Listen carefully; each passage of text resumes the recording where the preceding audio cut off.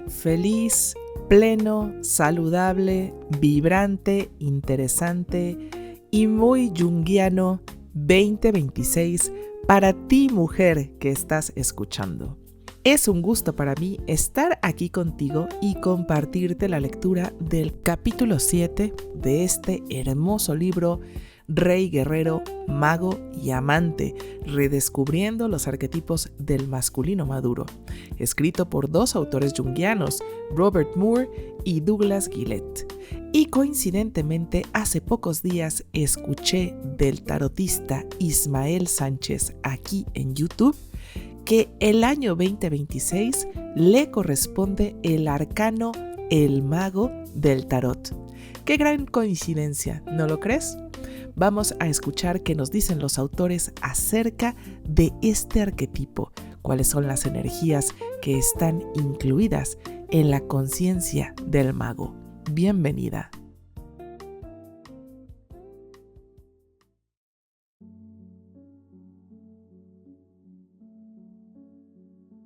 Capítulo 7. El mago. En la película The Right Stuff aparece una escena maravillosa en la que el gordo Cooper llega a una estación de vigilancia de vuelos espaciales en Australia, desde la que observará el primer vuelo orbital de John Glenn. Cuando se detiene en la estación y baja de su Land Rover, encuentra a un grupo de aborígenes acampando ahí. Un joven se adelanta. Gordo le pregunta: ¿quiénes son ustedes? El aborigen responde: somos aborígenes. ¿Quién eres tú? El gordo explica: soy un astronauta. Vuelo hasta allá, entre la luna y las estrellas. El joven aborigen comenta: ¿tú también? ¿Ves aquel hombre? Y señala a un viejo sentado bajo la sombra de un paraguas, con la mirada perdida en la lejanía, como si estuviera mirando una realidad que los demás no ven. El joven explica: él sabe, él también vuela, él sabe. Aquella noche, mientras Glenn está en órbita y de la nave deteriorada se desprende el chorro de chispas, los aborígenes hacen una inmensa hoguera y, agitando sus palos, envían las chispas de la hoguera hacia arriba para unirse, tal como sucede en la película, con las chispas de la cápsula de Glenn. Por magia colaboradora, por la canalización de las energías ocultas, el mago aborigen ayuda y da fuerzas a Glenn. A menudo cometemos el error de pensar que somos muy diferentes de nuestros antepasados, con nuestros grandes conocimientos y nuestra tecnología sorprendente. Pero los orígenes de nuestro conocimiento y tecnología yacen en las mismas mentes de los hombres como el viejo aborigen. Él y todos aquellos como él en las antiguas sociedades tribales estaban accediendo a la energía del mago. Y es la energía del mago la que impulsa nuestra civilización moderna. Los chamanes, los hechiceros, los médicos brujos, los inventores, los científicos, los investigadores, los abogados, los técnicos, todos ellos están accediendo a la misma pauta de energía masculina en cualquier época o civilización. Merlín, en las historias de la corte del rey Arturo, construye el Camelot con el que aún sueñan nuestra tecnología, psicología y sociología. Un clima regulado, una sociedad ordenada e igualitaria, las bendiciones del amor y la relación entre la gente, y la necesidad reconocida de seguir luchando por un objetivo supremo, en este caso el sagrado Grial. Obi-Wan Kenobi, en las aventuras de Star Wars, la Guerra de las Galaxias, pretende renovar su galaxia combinando su conocimiento secreto sobre la fuerza con la aplicación de la tecnología avanzada. Las energías del arquetipo mago, donde quiera que las encontremos, son dobles. El mago es el conocedor y es el maestro de la tecnología. Además, el hombre que está guiado por la energía del mago es capaz de satisfacer las funciones de mago en parte por el uso del proceso ritual de iniciación. Él es el anciano ritual que guía los procesos de transformación tanto interiores como exteriores. El mago humano es siempre un iniciado y una de sus tareas es iniciar a los demás. ¿Pero es un iniciado en qué? El mago es un iniciado en el conocimiento secreto y oculto, y este es el punto importante. Todo conocimiento que requiera una preparación especial para ser adquirido es el territorio de la energía del mago. Sea usted un aprendiz tratando de convertirse en técnico electricista, que está descubriendo los misterios del alto voltaje, un estudiante de medicina estudiando noche y día los secretos del cuerpo humano y empleando las tecnologías disponibles para ayudar a sus pacientes, un futuro corredor de bolsa, un estudiante de las altas finanzas o un estudioso de una de las escuelas de psicoanálisis, usted está exactamente en la misma posición que el aprendiz de chamán o hechicero en las sociedades tribales. Está empleando mucho tiempo, energía y dinero para iniciarse en los mundos enrarecidos del poder secreto. Usted está probándose para convertirse en amo de ese poder. Y como sucede con todas las iniciaciones, no hay garantías de éxito. El mago es un arquetipo universal que ha funcionado en la psique masculina a lo largo de la historia. Los hombres de la actualidad pueden alcanzarlo mediante su trabajo y en sus vidas personales.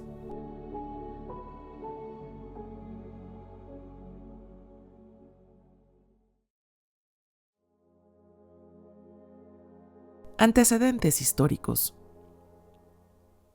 Algunos antropólogos piensan que en un pasado muy lejano las energías masculinas del rey, el guerrero, el mago y el amante fueron inseparables y que un hombre, el jefe, manifestaba todas las funciones de estos arquetipos de una manera sagrada.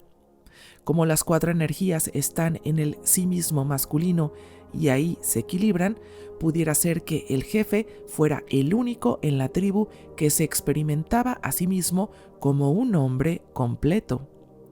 Sea como fuere, en las sociedades primitivas que aún existen, estas energías masculinas son un poco distintas. Está el rey o el jefe, están los guerreros del jefe, y está el mago, el hombre sagrado, el médico brujo, el chamán. Cualquiera que sea su nombre, su especialidad es saber algo que los demás no saben. Por ejemplo, él conoce los secretos del movimiento de las estrellas, las fases de la luna, los caminos de norte-sur del sol. Sabe cuándo plantar y cuándo cosechar, o cuándo llegarán las manadas la próxima primavera. Puede predecir el tiempo, conoce las hierbas medicinales y los venenos, comprende la dinámica oculta de la psique humana y por eso puede manipular a otros seres humanos, para bien o para mal. Él es el que puede efectivamente bendecir y maldecir. Comprende los lazos entre el mundo invisible de los espíritus, el mundo divino y el mundo de los seres humanos y la naturaleza. A él van las personas con sus preguntas, problemas, dolores y enfermedades del cuerpo y de la mente. Es confesor y sacerdote. Es el que puede pensar en los asuntos que no son evidentes para otras personas. Es un vidente y un profeta, no solo en el sentido de predecir el futuro, sino también de ver profundamente.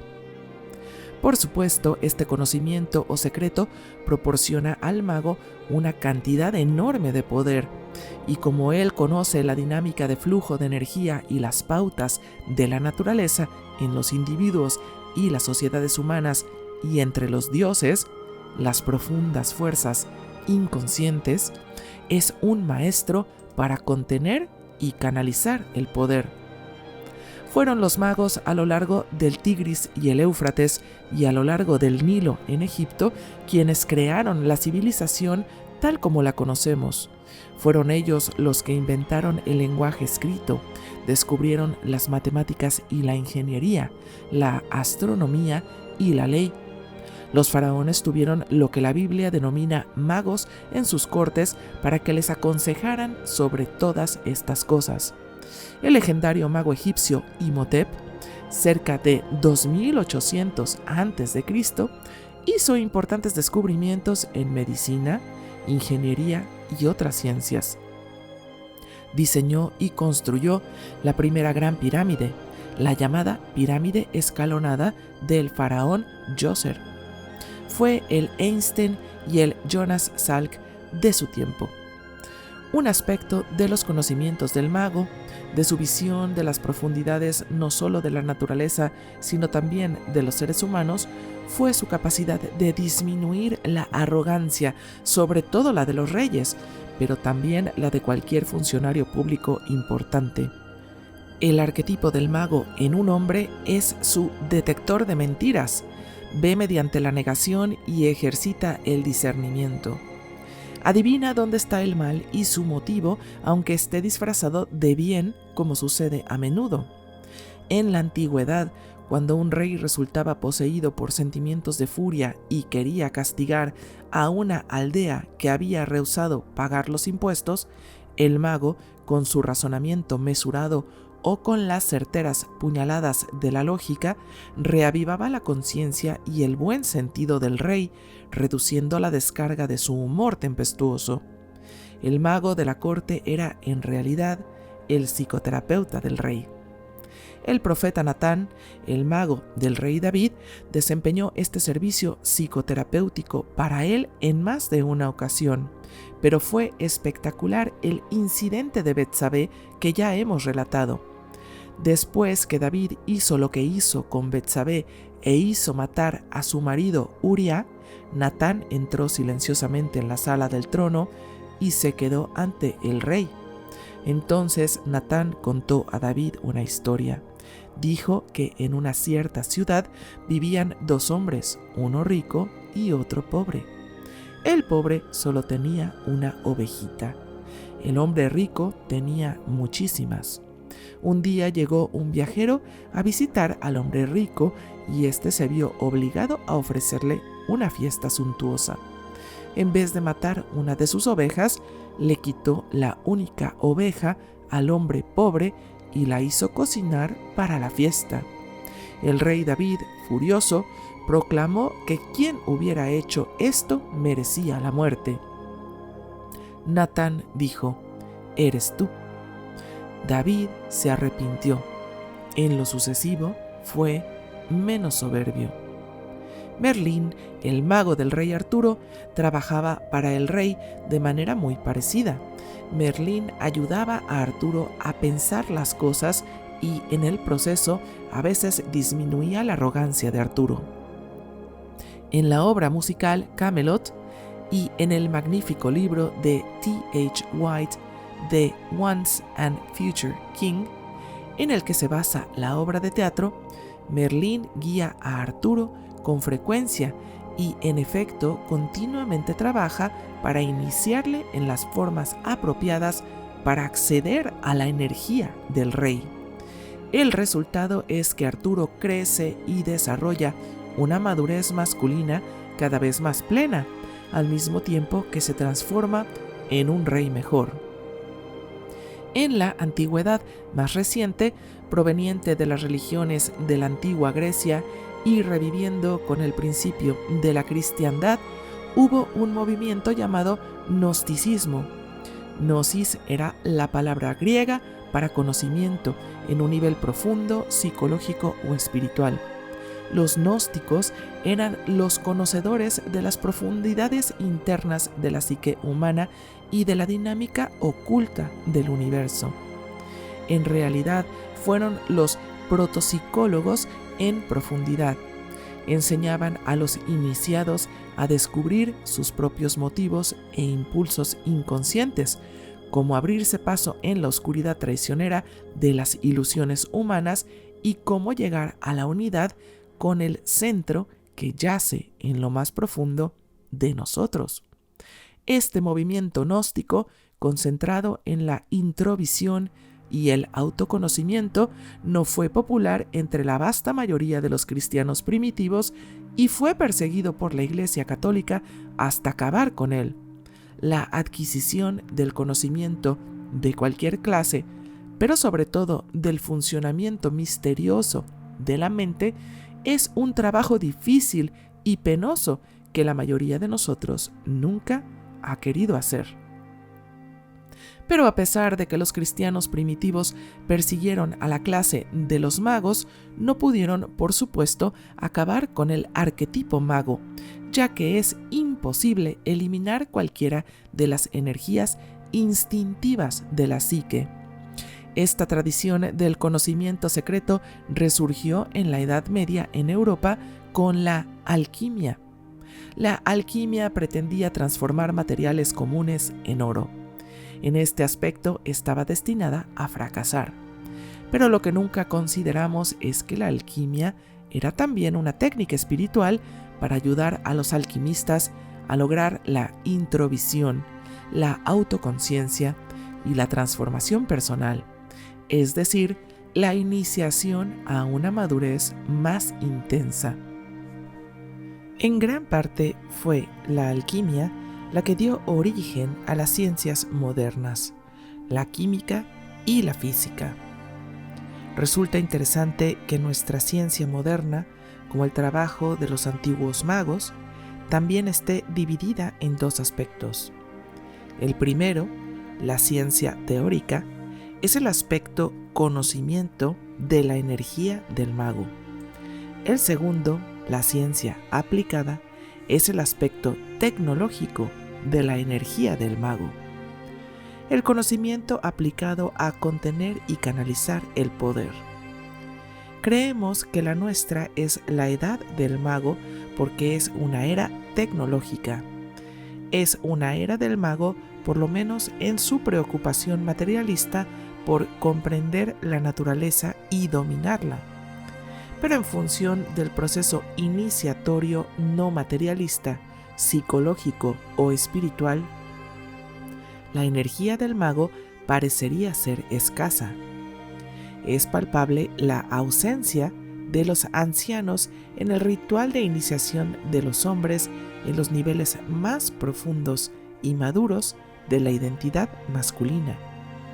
Aunque las escuelas técnicas y los sindicatos, las asociaciones profesionales y muchas otras instituciones que expresan la energía del mago en el mundo puramente material, florecen y proporcionan procesos de iniciación para los que quieren convertirse en maestros en este sentido, la energía del mago no funciona tan bien en el campo del crecimiento y la transformación personal. Como ya hemos dicho, la nuestra es una era de caos en cuanto a la identidad personal y de género, y el caos es siempre el resultado de tratar de acceder al mago de manera inadecuada en algún área vital de la vida. Hay dos ciencias, la física subatómica y la psicología profunda, que aún realizan el trabajo de los magos antiguos de una manera sagrada, que reúne los aspectos psicológicos y materiales de la energía del mago. Cada una busca saber y controlar, por lo menos parcialmente, los manantiales de las mismas energías escondidas que los antiguos investigaban tan profundamente. La moderna física subatómica se ha dicho que se parece bastante al misticismo oriental en sus enfoques, tales como introvisiones intuidas propias del hinduismo y el taoísmo. Esta nueva física está descubriendo un micromundo bajo el macromundo, en apariencia sólido, que perciben nuestros sentidos. Ese mundo invisible de las partículas subatómicas es muy diferente del macromundo que normalmente experimentamos. Escondida bajo la superficie de las cosas, la realidad se vuelve muy extraña. Las partículas y las ondas, tan diferentes en sus propiedades en el macromundo, resultan ser la misma cosa en el micromundo. Una partícula puede aparecer en dos lugares separados al mismo tiempo sin haber sido dividida.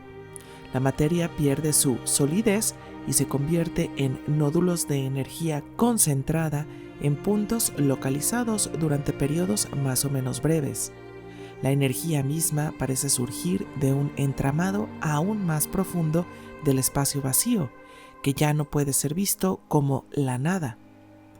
Las partículas surgen de este campo de energía subyacente como las olas del océano, solamente para disminuir o desintegrarse de nuevo en la nada de la que provienen. Se plantean preguntas sobre el tiempo. ¿Qué es? ¿En qué dirección va? ¿Se invierte alguna vez?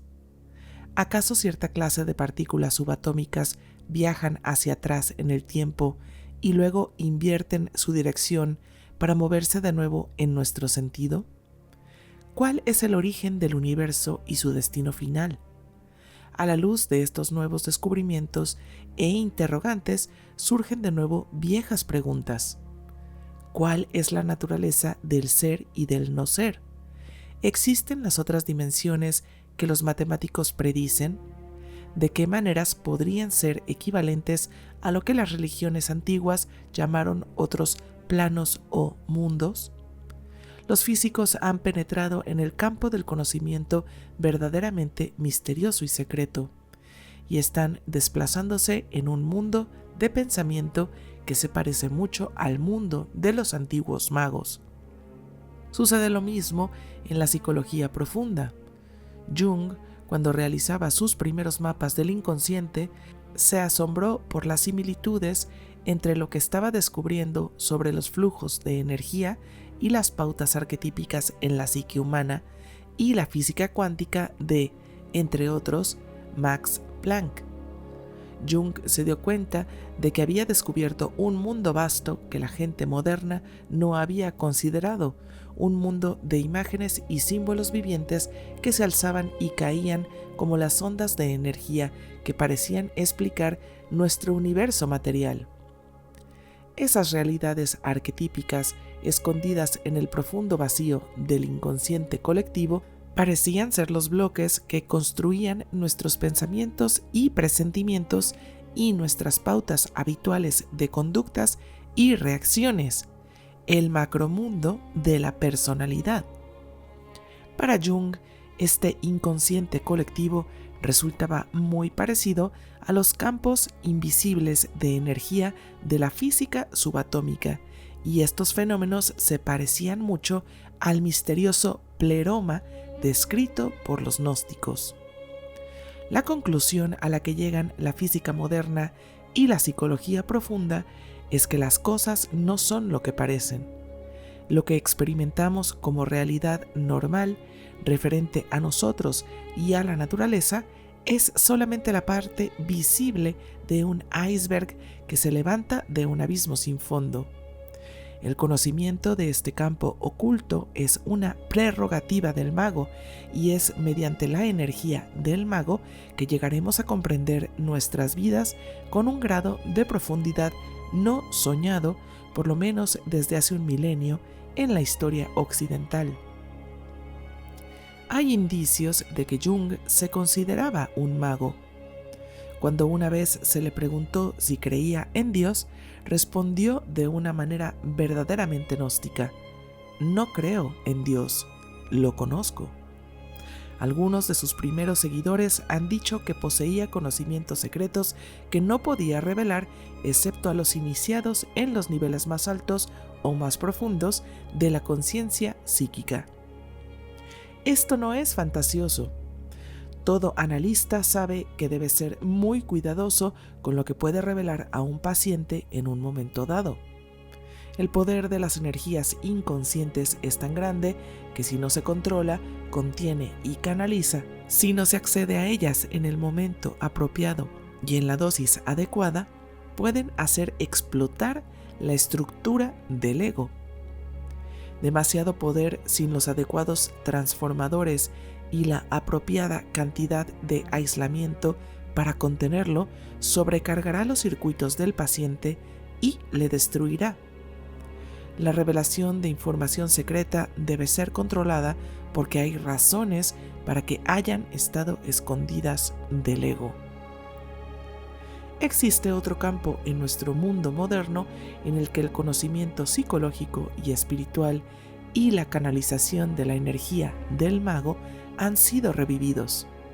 Es el campo del llamado ocultismo. Hay muchos magos rituales de todo tipo: banqueros, operadores de computadoras, amas de casa, ingenieros químicos y muchos otros que realizan su trabajo a la luz del día, como los demás, y que luego realizan la verdadera tarea, sobre todo de noche, cuando buscan la iniciación en planos más elevados. Se ponen en contacto con lo que llaman entidades, que les enseñan cómo ver con mayor profundidad y cómo usar el poder del que llegan a disponer para bien o para mal.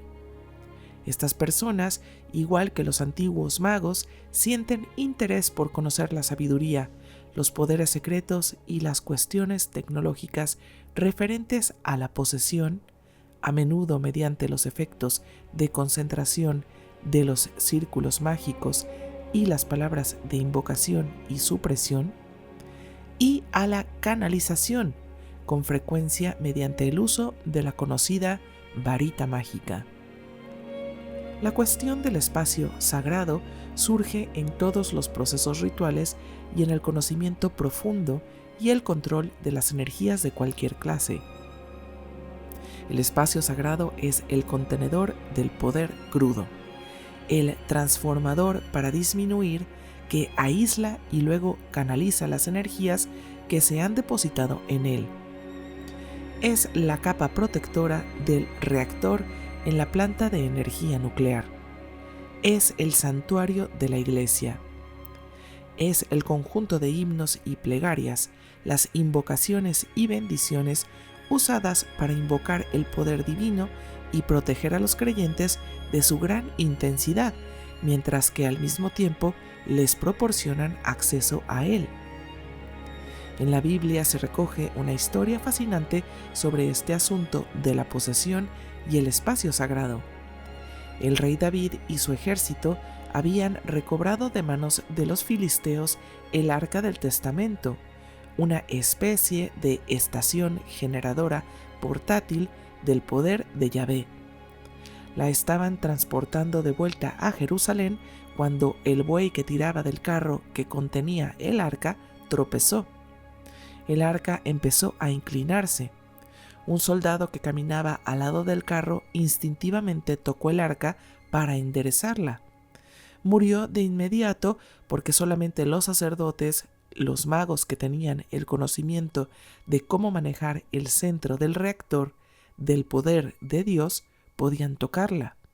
Ellos conocen el secreto del aislamiento, saben cómo contener y canalizar el poder de Yahvé en la tierra. A pesar de sus buenas intenciones, el infortunado soldado no lo conocía. En el film Raiders of the Lost Ark, En busca del arca perdida, vemos un tratamiento moderno del tema del poder generador del arca.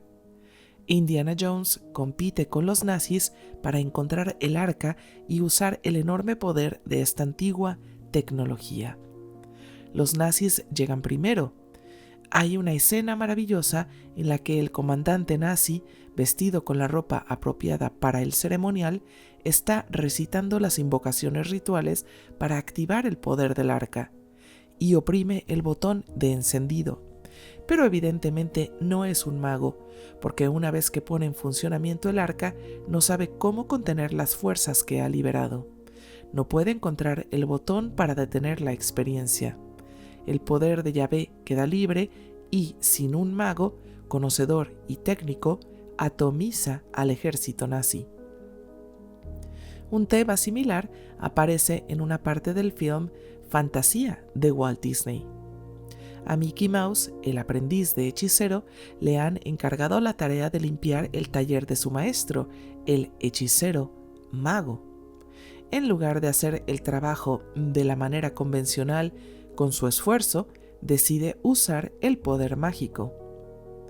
Activa la fregona y el cubo y al principio todo funciona bien, pero luego el poder que Mickey ha liberado se descontrola. Al fin y al cabo, él es solo un aprendiz y no sabe cómo contener la energía que ha puesto en movimiento. La fregona y el cubo comienzan a multiplicarse. La escena llega a ser caótica cuando el infortunado Mickey no puede encontrar las palabras apropiadas para contener esta explosión de potencia.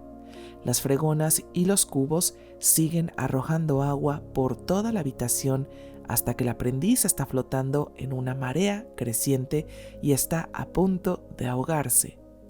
Solo el retorno del maestro lo salva. Y la física subatómica, con mucha frecuencia hemos descubierto, tardíamente, que nuestro conocimiento y tecnología de los contenedores han sido inadecuados. El desastre de Chernobyl es el ejemplo más dramático y desgraciado.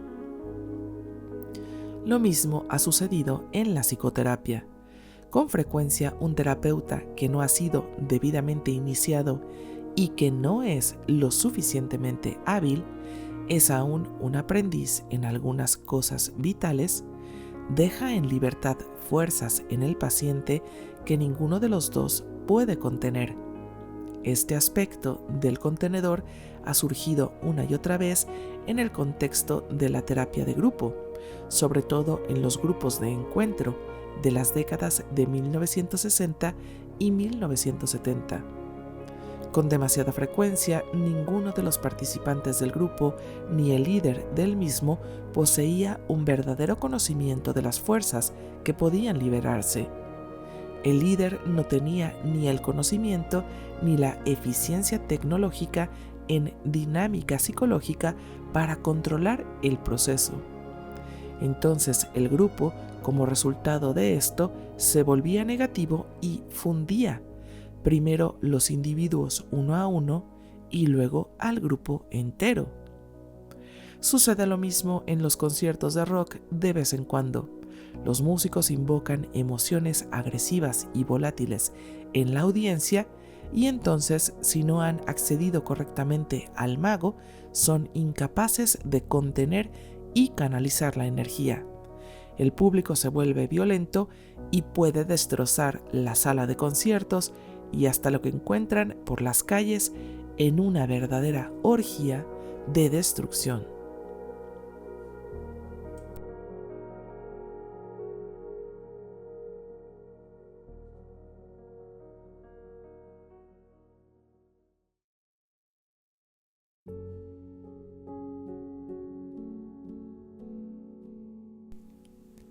El mago en su plenitud.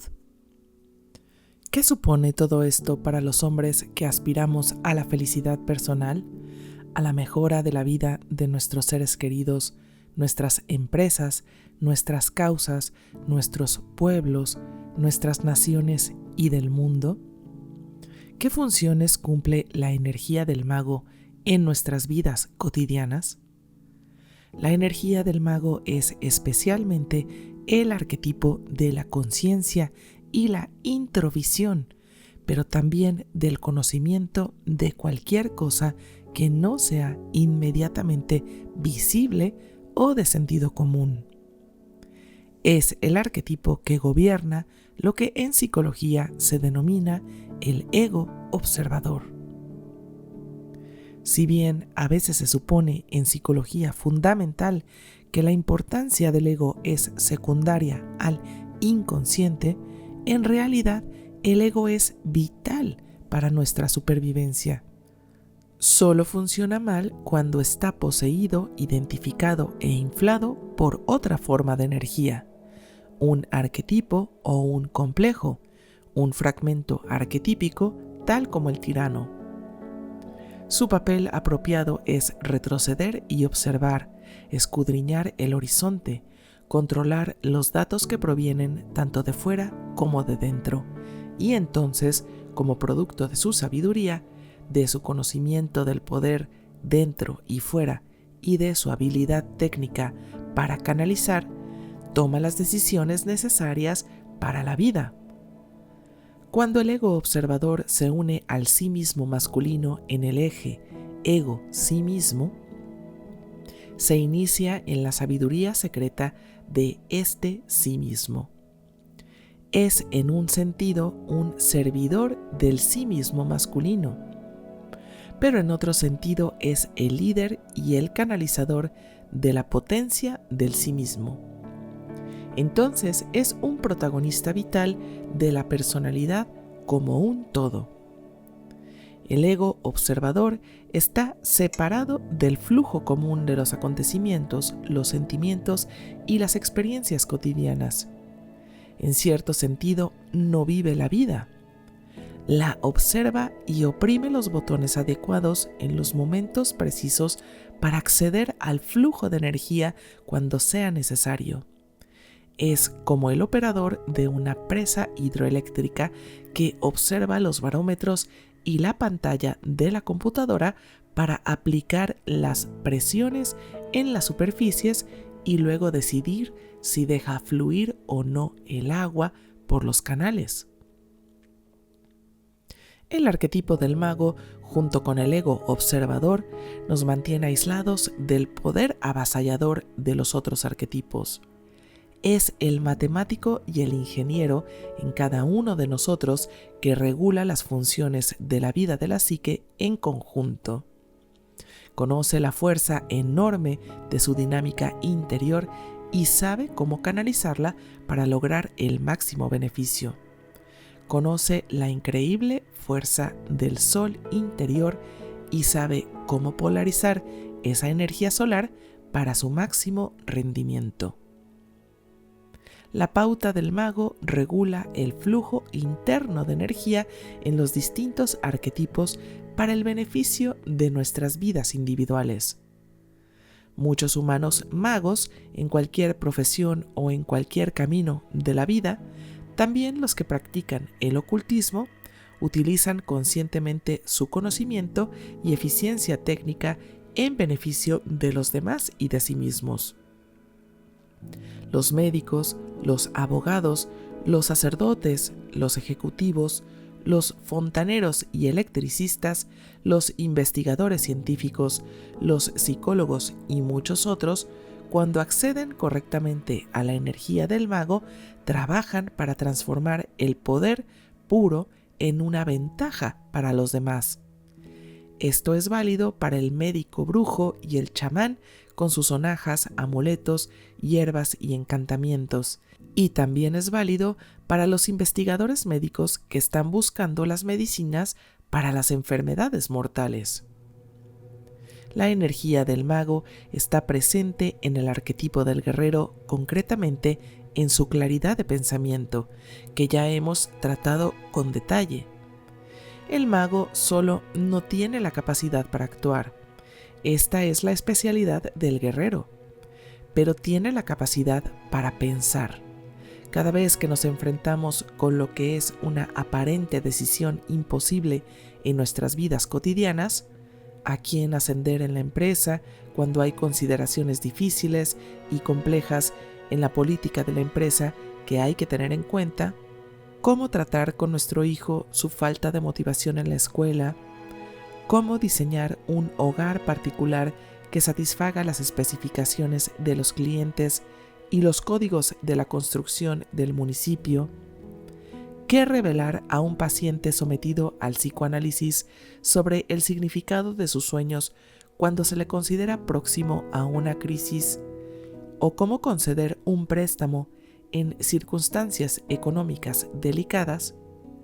Cada vez que hacemos alguna de estas cosas, tomamos decisiones razonando cuidadosamente y con cierta introvisión estamos accediendo al mago.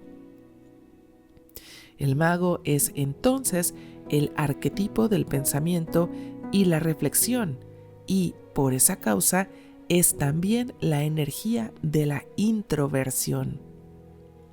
Consideramos la introversión no solo como timidez, sino más bien como la capacidad de separarnos de las contradicciones interiores y exteriores y conectarnos con verdades y recursos interiores profundos.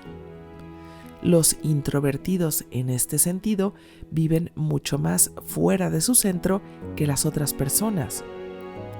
La energía del mago, al colaborar con la formación del eje ego-sí mismo, es inamovible en su estabilidad, centralizada y emocionalmente fría. No es fácil intimidarla ni maltratarla. A menudo el mago aparece en una crisis. Un hombre maduro nos contó su experiencia reciente en un accidente de automóvil. Era invierno y él bajaba por una colina. Había un automóvil detenido delante de él ante una señal al pie de la colina. Pero mientras frenaba, pisó una parte helada de la carretera. Los frenos se trabaron y el automóvil se precipitó por la pendiente como un cohete. Sintió pánico al ver que se deslizaba directamente hacia el parachoques posterior del otro vehículo. Entonces le ocurrió algo sorprendente, un cambio en la conciencia. De repente le pareció que todo se movía a cámara lenta. El hombre se sintió tranquilo y firme. Ahora tenía tiempo para pensar en las opciones que se le presentaban. Era como si una computadora se hubiera hecho cargo de la situación, otra clase de inteligencia dentro de él. Y una voz interior le dijo que aflojara el pedal del freno, lo apretara varias veces y condujera lo mejor que pudiera hacia la derecha. De esa manera, chocaría contra el otro automóvil desde un ángulo que minimiza el impacto. Y sin demasiado esfuerzo pudo frenar en el terraplén nevado, blando, al lado del camino. El hombre ejecutó exitosamente las maniobras. Considerando que esta reacción ejemplifica el acceso repentino a la energía del mago, una energía cuyo conocimiento frío de los diversos resultados posibles, la comprensión de las líneas de fuerza del contenedor y la canalización pudieron ayudarle, mediante su eficiencia técnica, para obtener el mejor partido de una mala situación.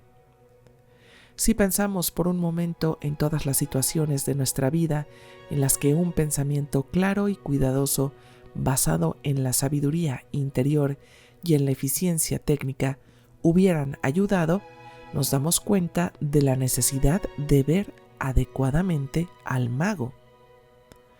A menudo, en situaciones difíciles como esta, una persona es desplazada a otro espacio y a otro tiempo que puede ser llamado sagrado, porque es diferente del espacio y del tiempo que normalmente experimentamos.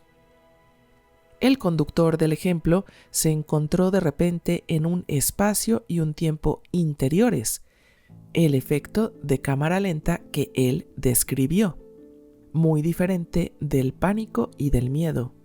Este espacio sagrado es algo que los hombres guiados por el mago conocen bien. Estos hombres pueden acceder a esos espacios voluntariamente y, como los magos rituales que hacen sus círculos mágicos y recitan sus encantamientos, ellos entran en estos espacios escuchando ciertas piezas musicales, dedicándose a un hobby, haciendo largas caminatas por el bosque, meditando sobre ciertos temas e imágenes mentales y por muchos otros métodos. Cuando están en ese espacio sagrado interior, pueden ponerse en contacto con el mago. Pueden salir de ese espacio interior sabiendo qué deben hacer para solucionar un problema y cómo ejecutarlo. Creemos que las diversas formas en las que el mago ha aparecido en la historia y en las que aparece hoy en día entre los hombres son meros fragmentos de una imagen que antiguamente fue una. Ese mago primordial en los hombres se ha manifestado de la manera más completa en lo que los antropólogos denominan el chamán.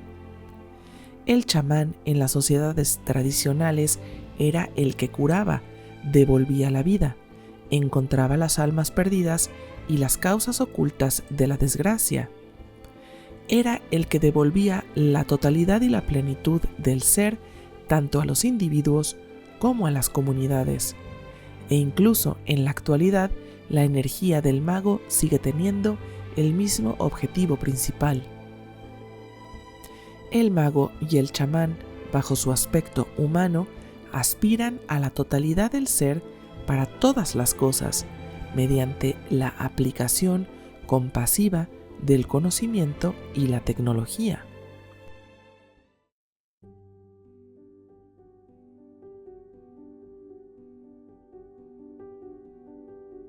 El mago negativo, el manipulador y el inocente.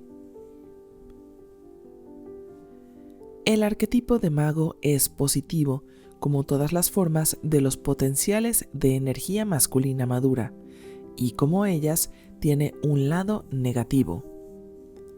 Si la nuestra es la era del mago, también es la era del mago negativo bipolar.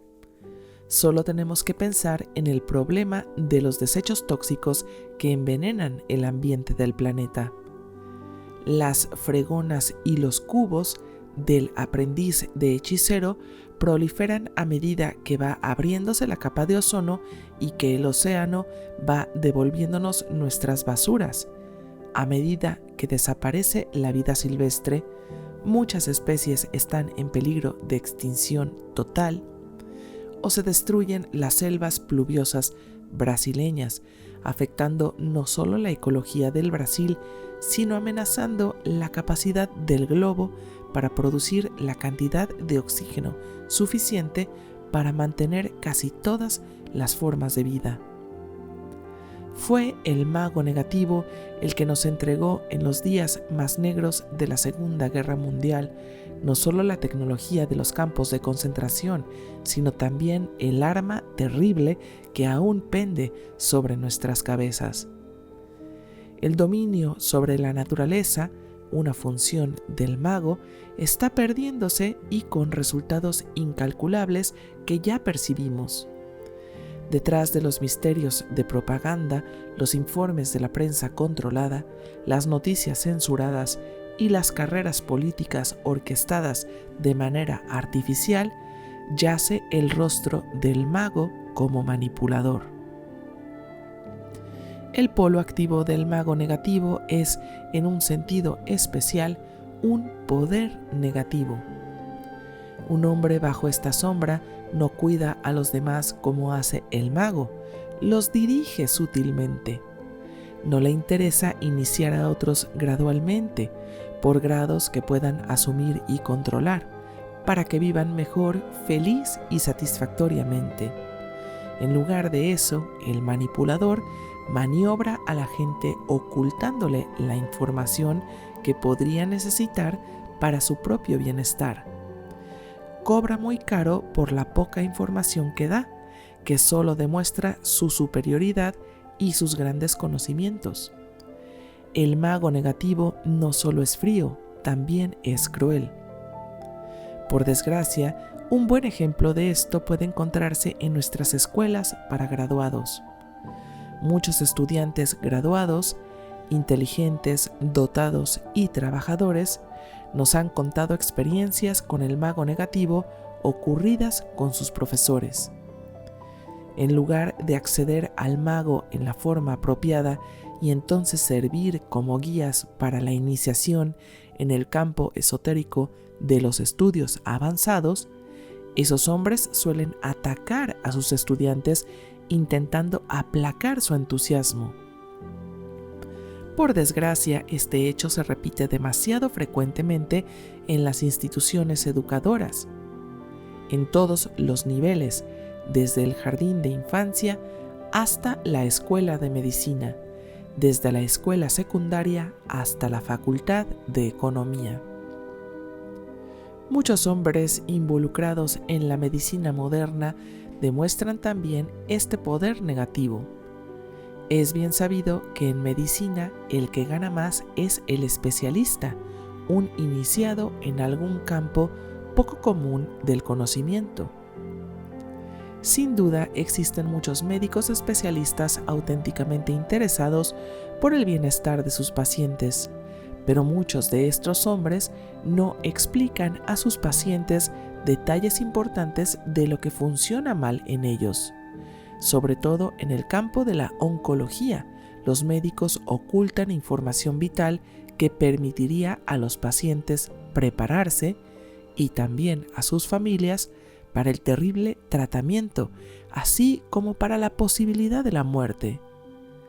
Además, los costos terribles de la medicina, sobre todo de equipos y procedimientos revolucionarios, atestiguan no solamente la codicia por el poder que el conocimiento secreto otorga a su poseedor, sino también por la riqueza material que ambicionan los hombres poseídos por el manipulador. Estos hombres usan sus conocimientos secretos primero para sus propios fines y secundariamente para el beneficio de los demás. La complejidad de la ley y del lenguaje codificado de los procedimientos y documentos legales, aunque ese lenguaje se haya creado con otra intención, claramente proclaman ante el público: nosotros, en la profesión legal, tenemos acceso al conocimiento oculto que puede beneficiarle o perjudicarle, y después que le hayamos cobrado una suma elevada por nuestros servicios, usted puede beneficiarse o no de nuestra magia. Con demasiada frecuencia, también en el consultorio, el terapeuta oculta información que el paciente necesita para mejorar y, con o sin sutileza, comunica al cliente: soy el poseedor de una sabiduría muy grande y un conocimiento secreto, una sabiduría y un conocimiento que usted necesita para curarse. Yo los tengo. Trate de adquirirlos mediante mi persona. Y a propósito, deje el cheque a mi secretaria cuando salga. El hecho de ocultar información con el propósito de engrandecerse también se refleja en Madison Avenue. La manipulación de la psique del público mediante la publicidad solo fomenta la codicia y la búsqueda de estatus en las compañías para las que trabajan, hasta el punto de mentir abiertamente, exhibiendo una indiferencia cínica con la gente con la que se relacionan de una manera destructora y que solamente les sirve como lo que hacían los ministerios de propaganda de los gobiernos totalitarios. Mediante el hábil uso de imágenes y símbolos que llegan a los puntos débiles de los seres humanos, estos charlatanes agitan las cuentas y sacuden las plumas como el que practica la magia negra, el hechicero maligno o el médico brujo del vudú. El hombre bajo el poder del manipulador no solo lastima a los demás con su frío cinismo respecto del mundo y los valores humanos o con sus tecnologías subliminales de manipulación, sino que también se lastima a sí mismo. Este es el hombre que piensa demasiado, que ha dejado su vida atrás y nunca la vive. Está atrapado en una telaraña de pros y contras sobre sus decisiones y perdido en un laberinto de meandros reflexivos que no puede explicarse. Tiene miedo de vivir, de entrar en combate. Solamente puede sentarse en la roca y pensar. Los años pasan. Se pregunta dónde ha escapado el tiempo y termina por arrepentirse de una vida estéril. Es un voyeur, un aventurero de sillón. En el mundo académico, él pone los pelos de punta. En su miedo de tomar la decisión equivocada, no toma ninguna. En su temor de vivir, no puede participar en la alegría y el placer que experimentan otras personas en las vidas que realmente viven. Si se retrae de los demás y no comparte lo que sabe, llegará a sentirse aislado y solitario. En el mismo grado en que ha herido a otros con su conocimiento y su tecnología, en cualquier campo y de cualquier manera, separándose de las relaciones propias de la vida con otros seres humanos, se ha separado de su propia alma. Hace unos años se publicó un cuento, Twilight Zone, sobre un hombre poseído de este modo por el mago negativo. Al hombre le encantaba leer y se creía superior a sus congéneres. Rechazaba los intentos de otros por conocerle y de hacerle compartir sus conocimientos. Pero un día se declaró una guerra nuclear y este hombre fue el último ser humano vivo sobre la Tierra. En vez de deprimirse por ello, se sintió feliz y se apresuró para llegar a la biblioteca más cercana. Ahí encontró el edificio en ruinas y los libros dispersos sobre la tierra. Con gran alegría se inclinó para revisar el primer montón de libros, pero se le cayeron las gafas y se le rompieron. Cada vez que actuamos fríamente, no nos relacionamos y no compartimos nuestros conocimientos para ayudar a otros, cada vez que usamos nuestra sabiduría para empequeñecer y dominar a otros, o para elevar nuestro estatus o riqueza a expensas de los demás, estamos identificándonos con el mago negativo como manipulador. Estamos haciendo magia negra, dañándonos a nosotros mismos, así como a aquellos que pudieron haberse beneficiado con nuestra sabiduría.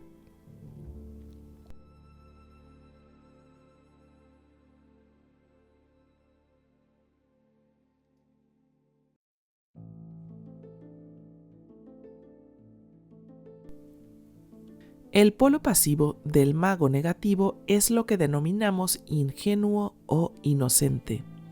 El inocente, que se manifiesta en la edad adulta, es un legado de la infancia, del polo pasivo del niño precoz, el tonto.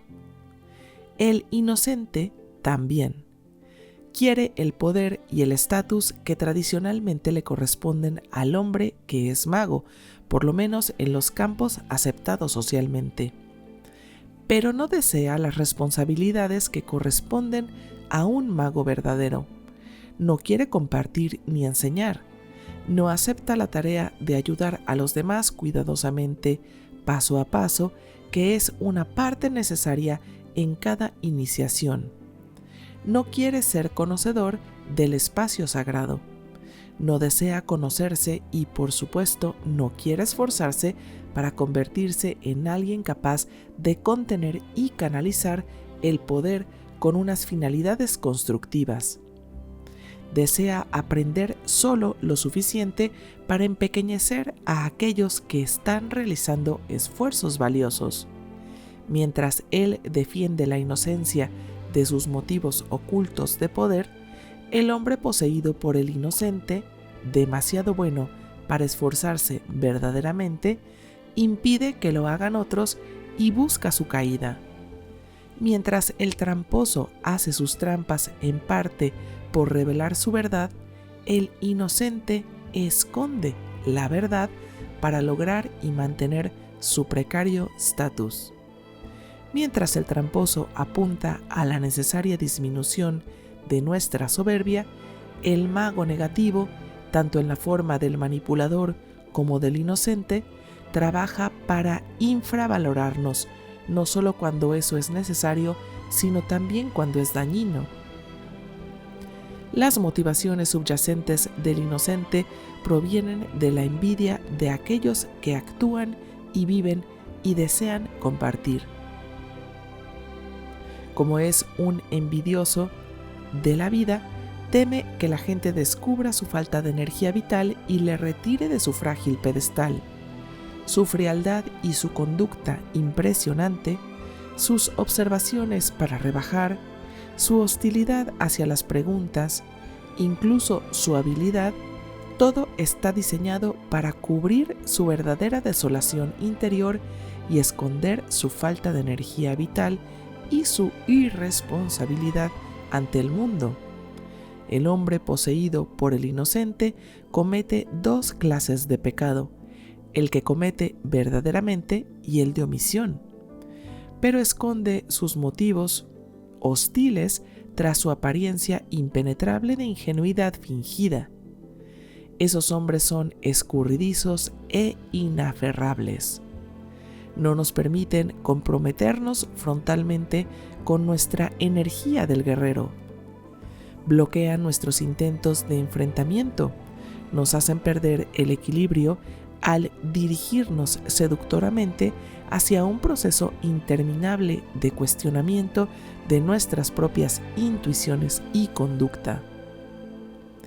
Si desafiamos su, entre comillas, inocencia, con frecuencia reaccionan demostrando un asombro inmenso y dejan que nos consumamos en nuestra propia salsa. Hasta podemos sentirnos avergonzados de nosotros mismos por haberle dado motivos y llegamos a la conclusión de que debemos ser paranoicos. Pero no podremos escapar de la sensación de intranquilidad que nos produce haber sido manipulados. Y con ese sentimiento habremos detectado el polo activo de la sombra del mago detrás de la pantalla de humo de la inocencia.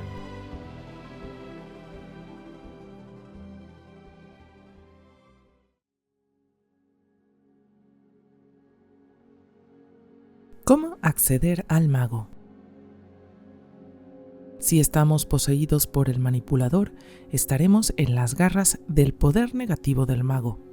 Si sentimos que no estamos en contacto con el mago en su plenitud, seremos sorprendidos en el polo pasivo y deshonesto de su sombra. En este caso, no dominaremos nuestra estructura interior, nuestra tranquilidad y claridad social. Pero no nos sentiremos inseguros interiormente ni desconfiaremos de nuestros procesos de razonamiento. No seremos capaces de separarnos de nuestras emociones y problemas.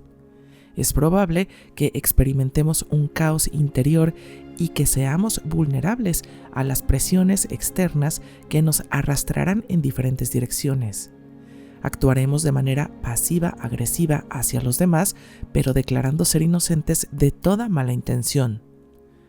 Una de las tareas más difíciles de un consejero o un terapeuta es lograr que los pacientes separen su ego de las emociones sin reprimirlas al mismo tiempo. Existe un buen ejercicio psicológico que ayuda a lograr esto. Se denomina enfocando y fue creado por Eugene Gendin. Pedimos a nuestros pacientes cuando sientan la aparición de emociones fuertes como el miedo, la envidia, la ira, la desesperación, que se sienten en un sillón de observación y a medida que los sentimientos van apareciendo, imaginen que los están colocando en un montón en el centro de la habitación. Cada uno debe ser colocado cuidadosamente para que nosotros podamos volver a sentarnos y observar el sentimiento, su color, su forma y los matices de sus tonos emocionales. Pedimos a nuestros pacientes que observen sus sentimientos sin juzgarlos ni menospreciarlos, solo observarlos. Oh, ¿otra vez estás ahí? Así que ese es tu aspecto. Si los sentimientos están en el medio de la habitación donde el ego puede verlos, no están siendo reprimidos. Entonces, cuando ha pasado la fuerza de los sentimientos, pedimos a nuestros pacientes que los supriman. Este ejercicio ayuda al paciente a fortalecer su conexión con la energía del mago. Es el mago el que observa y piensa. Es el mago el que capacita al ego para colocar los sentimientos en un montón ordenado. Las energías emocionales contenidas de esa manera llegan a perder su potencia y entonces el ego fortalecido es capaz de tomar la energía emotiva pura y transformarla en formas útiles y buenas para la vida de la autoexpresión. Otro ejercicio ayudó a un joven a acceder a su energía del mago. Todas las noches le aterrorizaban unos sueños sobre tornados que le perseguían. El inmenso escudo de nubes se dirigía directamente hacia él, mientras se refugiaba bajo un árbol en el jardín de la casa en la que pasó su infancia. No sabía qué significaba esto. Durante el curso de la terapia llegó a darse cuenta de que su inconsciente, mediante esos sueños contornados, estaba manifestando la ira de su infancia. Sus padres habían sido alcohólicos y a él le habían hecho responsable de la casa y de cuidarlos. No solo eso, sino que había sufrido el abuso sexual por parte de uno de sus tíos.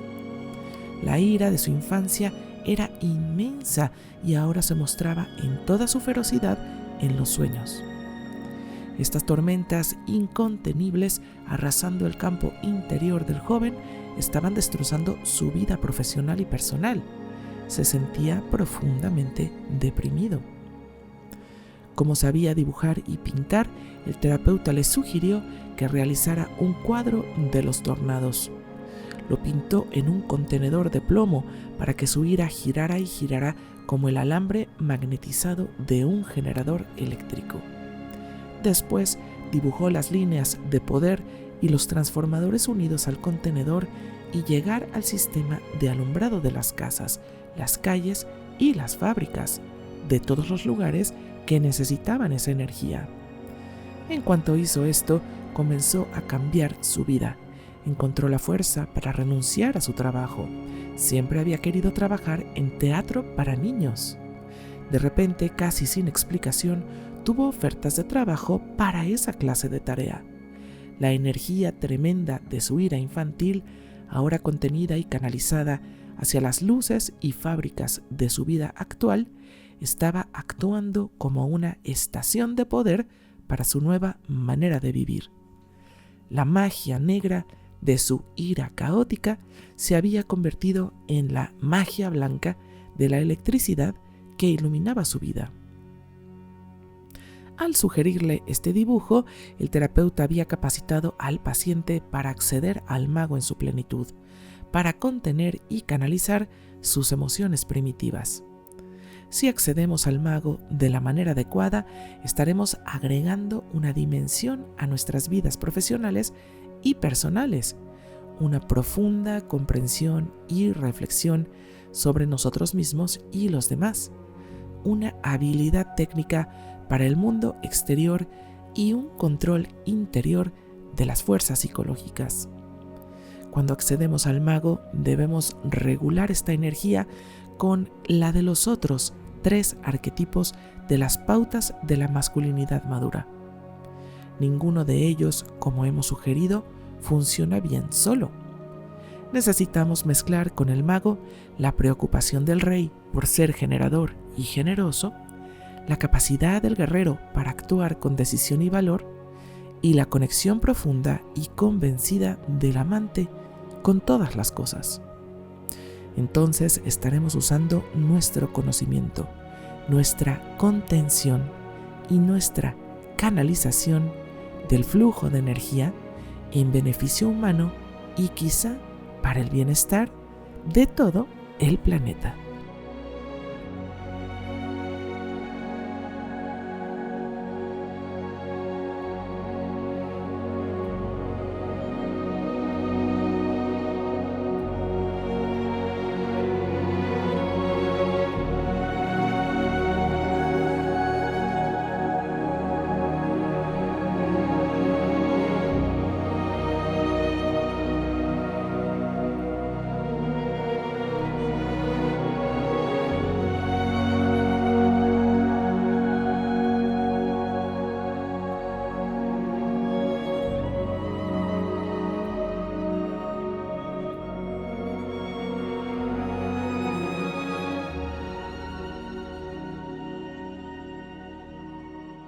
Queridas escuchas, qué interesante cómo han desarrollado los autores este arquetipo de el mago en el masculino maduro, ¿no lo creen?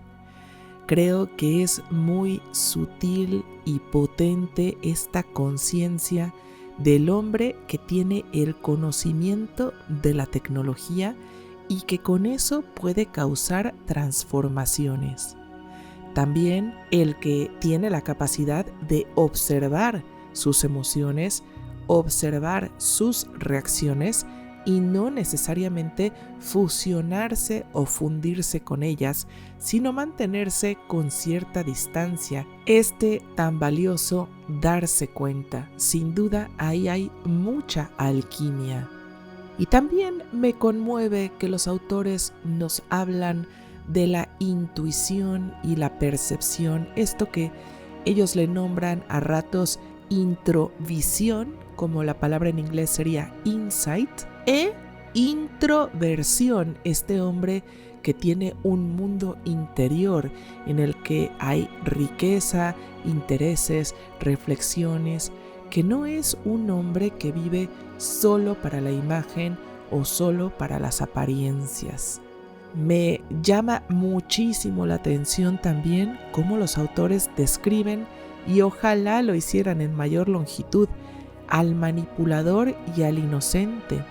Como les platicaba en el capítulo 2 de Mujeres que corren con los lobos, el capítulo de Barba Azul, yo estuve muchos años en una relación con un hombre que, si bien tenía rasgos, aspiraciones de chamán, por las energías inmaduras que habitaban en él, caía con frecuencia en el manipulador y el inocente. Qué interesante, y de nuevo qué bueno que pude salir de ahí. Queridas, estoy muy emocionada de continuar con la lectura. Vamos al último capítulo de los arquetipos del masculino maduro y después a la parte donde los autores hacen el cierre de este hermoso libro. Así que nos vemos muy pronto.